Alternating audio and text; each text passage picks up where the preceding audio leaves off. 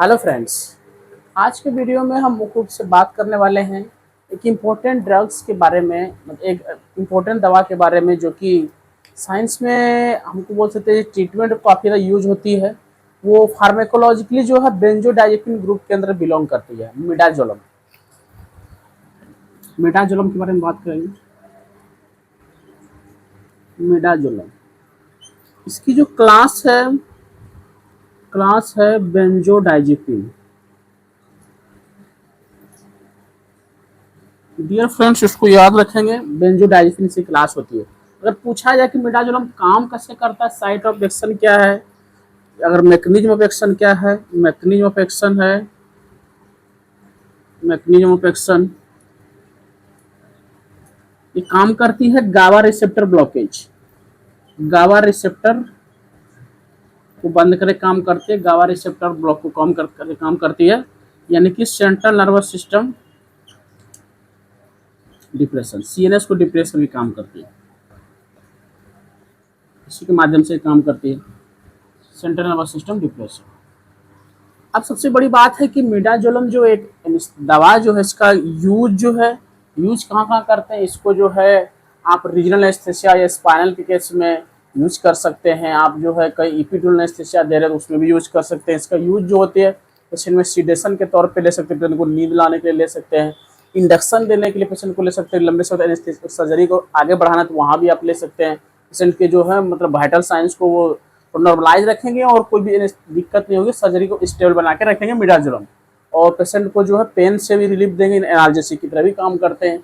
ये एक तरह से कंप्लीट एनेस्थीसिया के रूप में जो है यूज किया जाता है। पोस्ट ऑपरेटिव जो हॉस्पिटल में आईसीयू के अंदर भी इसका यूज किया जाता है। तो ये जो है यूज अगर देखते हैं, यूज इसका हो जाएगा for analgesia in post operative cases in ICU, intensive care unit.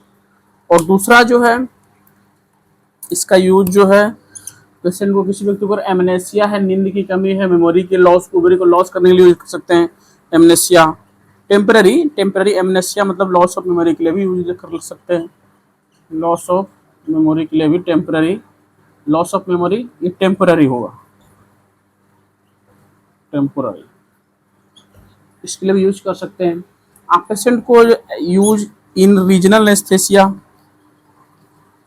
Spinal epidural के रूप में इन रीजनल एस्थेसिया, किसी खास स्पेसिफिक रीजन के सर्जरी के लिए आप यूज कर सकते हैं। वहाँ पे सीडेशन के फॉर्म में यूज कर सकते हैं। इसका सबसे इंपॉर्टेंट बात है कि डोज क्या होती है। अगर किसी पेशेंट को रिपीटेड डोज में यूज करना है तो इसका डोज जो है एक बार देख लेते हैं डियर फ्रेंड्स। इसके डोज जो होते हैं, अगर किसी को रिपीट करना है इसको डोज को अगर इसको रिपीट करना है तो आप इसमें डोज इसमें ले सकते हैं 0.5 से 1 mg एवरी 2 to 3 आवर्स में इसको रिपीट कर सकते हैं।